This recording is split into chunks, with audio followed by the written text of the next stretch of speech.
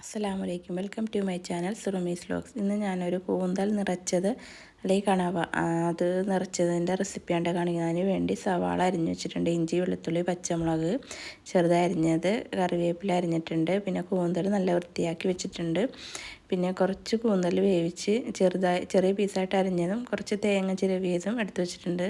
ഇനി അതിനുള്ള സ്റ്റഫ് ചെയ്യാനുള്ള മസാല റെഡിയാക്കാം. ഫസ്റ്റ് ഫ്രൈ പാൻ അടുപ്പത്ത് വെച്ച് കുറച്ച് വെളിച്ചെണ്ണ ഒഴിച്ചു കൊടുക്കാം. അതിലേക്ക് ഇഞ്ചി വെളുത്തുള്ളി പച്ചമുളക് കറിവേപ്പില സവാള ഇതെല്ലാം അരിഞ്ഞിട്ട് ഇതൊന്ന് നന്നായിട്ട് കുറച്ച് ഉപ്പും കൂടി ചേർത്ത് കൊടുക്കാം. എന്നിട്ട് നന്നായിട്ടൊന്ന് വഴറ്റി കൊടുക്കാം.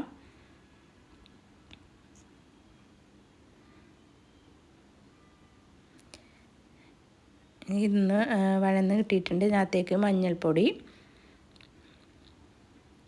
പിന്നെ കുരുമുളക് പൊടി ചേർക്കുന്നുണ്ട്, ഗരം മസാല, മുളക് പൊടി,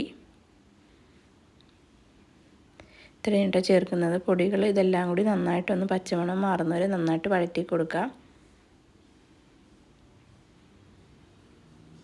ഇനി ഇത് വഴന്നതിന് ശേഷം വേവിച്ച് വെച്ചിരിക്കുന്ന കൂന്തലിൻ്റെ ചെറിയ പീസസ് ഉണ്ടല്ലോ അത് ചേർത്ത് കൊടുക്കാം. അതൊക്കെ കുറച്ച് ഇട്ടാൽ മതി, കാരണം സ്റ്റഫ് ചെയ്യാൻ അധികം ഒരുപാട് സ്റ്റഫ് ചെയ്യേണ്ട കാര്യമില്ലല്ലോ അതിൻ്റെ ഉള്ളിൽ. അപ്പോൾ അതിന് ശേഷം തേങ്ങ ചിരവിയതും കൂടി ചേർത്ത് കൊടുക്കാം. ഇനി ഈ മസാല എല്ലാം നന്നായിട്ടൊന്ന് ഡ്രൈ ആക്കി എടുക്കണം.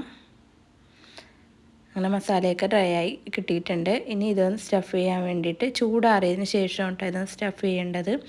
അപ്പോൾ കൂന്തലെടുത്തിട്ടുണ്ട്. ഇനി കൈ വെച്ച് തന്നെ കേട്ടോ ഉള്ളിലേക്ക് കുറേശ്ശെ, ഫുള്ളായിട്ട് തിക്കായിട്ട് നിറക്കണ്ട, ഒരു പകുതി ഭാഗം നമുക്ക് നിറച്ചിട്ട് നമ്മളിങ്ങനെ ഉള്ളിലേക്ക് കുറേ ഇങ്ങനെ പ്രസ് ചെയ്ത് കൊടുത്താൽ മതി.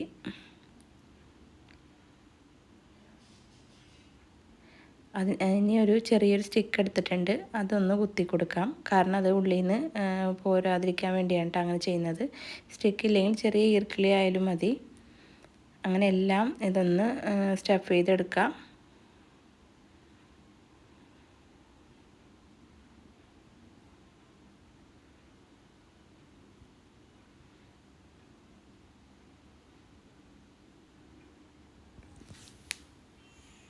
അങ്ങനെ എല്ലാം ഞാൻ റെഡിയാക്കി വെച്ചിട്ടുണ്ട്. ഇനി ഇതൊന്ന് ആവിയിലൊന്ന് വേവിച്ചെടുക്കുന്നുണ്ട്, എന്നിട്ടാണ് ഫ്രൈ ചെയ്യുന്നത്.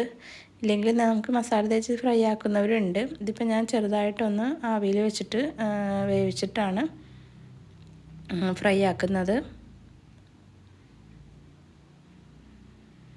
അങ്ങനെ ആവിയിൽ വെച്ച് വേവിച്ചെടുത്തിട്ടുണ്ട്. ഇനി ഇതിന് വേണ്ട മസാല റെഡിയാക്കാം.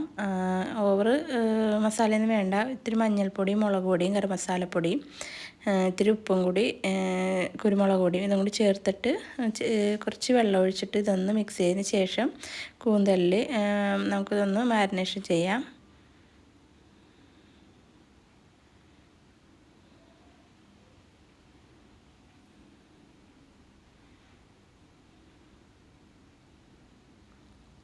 ഇങ്ങനെ ചെയ്യുന്ന അടിപൊളി ടേസ്റ്റാണ് കേട്ടോ ഈ കൂന്തൽ നിറച്ചത്. എന്തായാലും ഇതൊന്ന് ചെയ്യാത്തവരുണ്ടെങ്കിൽ ഇത് ട്രൈ ചെയ്ത് നോക്കണം. നല്ലൊരു അടിപൊളി സ്നാക്സ് ആയിട്ട് നമുക്ക് കഴിക്കാം.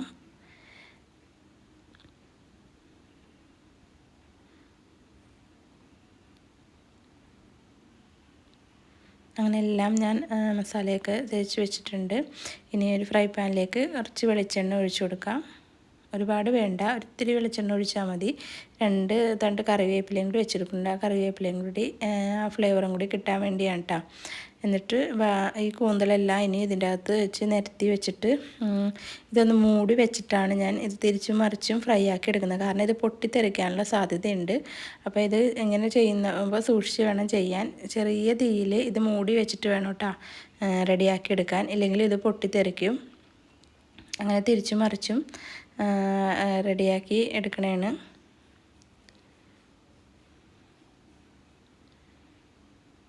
അങ്ങനെ റെഡിയായി വന്നിട്ടുണ്ട്. അങ്ങനെ അടിപൊളി കൂന്തൽ നിറച്ചത് അഥവാ കണവ നിറച്ചത് റെഡിയായി കിട്ടിയിട്ടുണ്ട്. എല്ലാവരും ട്രൈ ചെയ്തിട്ട് ഫീഡ്ബാക്ക് കമൻറ്റിലൂടെ അറിയിക്കുക. Thanks for watching.